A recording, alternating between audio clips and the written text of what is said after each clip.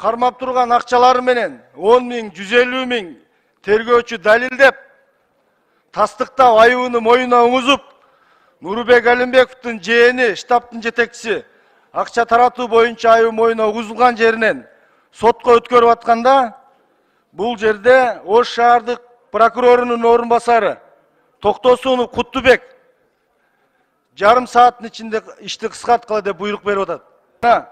Дагы кандай далилдер керек? Кудайдын алдында айтам, 1 сом пул шайлагыла деп берген жокмун. Алимкулов Абил тергөөчүнү кысымга алып атат, сотко өткөрбө деп.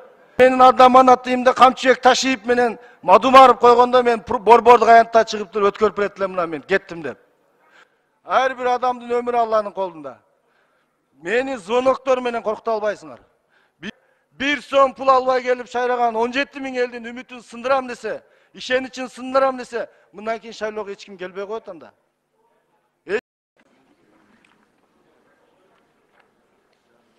Рахмат. Урматтуу Айда Камчыбековна, урматтуу депутаттар. Мына бүгүнкү күндө Кыргызстанда саясий кырдаал боюнча, ошондой эле жогорку кеңешке өткөн шайлоолор боюнча мен кайрылуу жасап атам. Бул кайрылуу биринчиден мамлекетибиздин президенти Садыр Нуркожоевичке.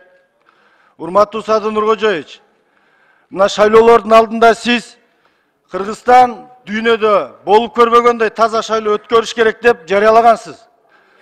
Бирок ушул аруу тилекти, ушул таза максатты кээ бир мандаттуу округдагы кандидаттар актаган жок, тескерисинче каршы иштешти. Бүгүнкү күндө Төлөкөн шайлоо округунда бир нече фактылар менен кармалып, видео тасмалар менен мындай болуп, колунда кармап турган акчалары менен 10 миң, 150 миң тергөөчү далилдеп, тастыктап айыбын моюна угузуп, Нурбек Алимбековдун жээни, штабтын жетекчиси акча таратуу боюнча айыбы моюна угузулган жеринен сотко өткөрүп атканда, бул жерде Ош шаардык прокурорунун орун басары Токтосунов Куттубек жарым сааттын ичинде ишти кыскарткыла деп буйрук берип атат.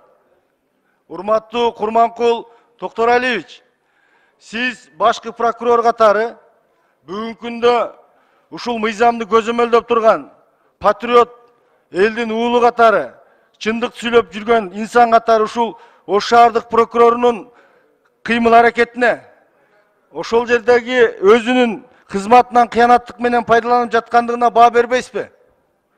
Мына дагы кандай далилдер керек? Эгер биз мени 17 миң эл таза келип шайлады. Ушул жерде мен ыйык трибунада айтып туруп айтам. Кудайдын алдында айтам, 1 сом пул шайлагыла деп берген жокмун. Бирок элибиз өзү келип, карапайым эл келип шайлады.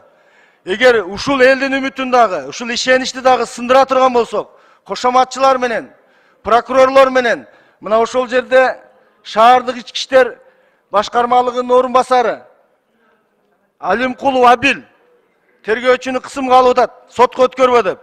Эмне сотко өткөрсөңөр айыбыңар ачылып калабы? Бул жерде кылмышы моюна угулуп, далилденип, тастыкталгандан кийин эмне үчүн сотко өткөрбөй атасыздар? Мага мандат элдин үнүн угузуп туруш үчүн керек. Ошол жерде эл толкундап, өзүнүн укугун, добушун көчөгө чыгып жетиш керекпи? Биз Ак үйдүн алдына борбордук аянтка чыкпай мыйзам чегинде кетип атабыз. Президентти, элди мыйзамды сыйлап. Эмне анда биз 1 ай бою Ош прокуратурасы Нурбек Алимбековго иштеди деп эсептесек болобу анда? Бүгүн далилденген кылмыш ишин, видеого тартылган кылмыш иштерди кыскартабыз деп атса. Сотко алып барып туруп, сот чечим чыгарсын, биз ошого макул болобуз. Бул биринчиден. Экинчиден, урматтуу Камчыбек Кыдыршаевич, мына сиз кылмышкерлерди 1 жылдан бери камап жетишпей атасыз. Бирини камасаңыз экинчиси чыгып атат.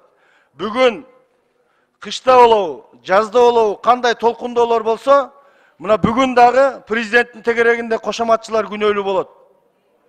10 жылдан бери мөңгүгө кол койгон, кумтөргө кол койгон, теске кол койгон, бүт мамлекеттеги объектилерди сатууга кол койгондорду бүгүн коргоп атышат.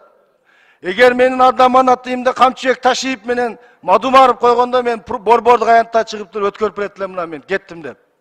Бирок менин катарымда бүгүн 10 жыл мамлекетти талап тоногондор чыкты да мен ошолор менен күрөшкөн болчумун. Мен ошол 17 миң элимдин добушун ар бирин коргонго милдеттүү болуп атам. Себеби мен бүгүн мыйзамдын чегинде коргоп бербесем, алар эртең ак үйдүн алдына чыгып коргошу мүмкүн.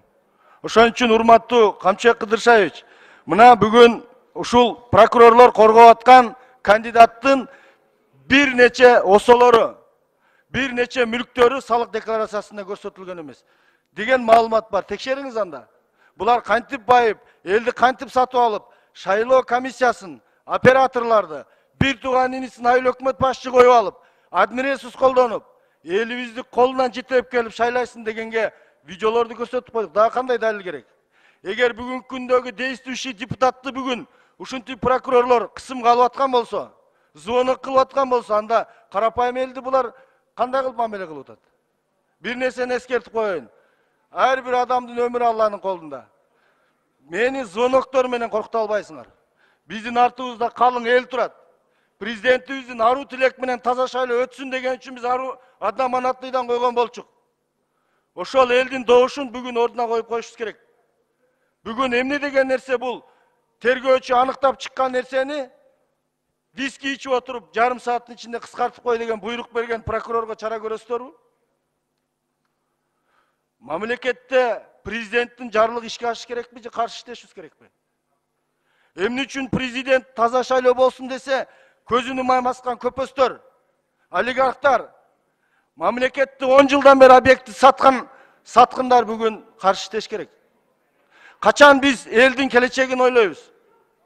Ошондуктан урматтуу Курманкул Токторалиевич, Ош шаардык прокуратурасына мыйзамдын чегинде баа берип, алардын мындан кийинки иштеши жөнүндө карап коюшуңузду сурайм. Сизди мына башкы прокурор катары элибиз жакшы сыйлайт.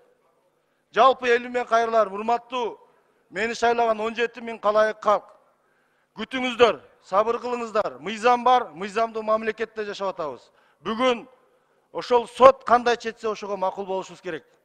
Сотко өткөрбөй кыскартам дегендерге президентибиз өзү баасын берет, башкы прокурор да баасын берет деп эсептейм.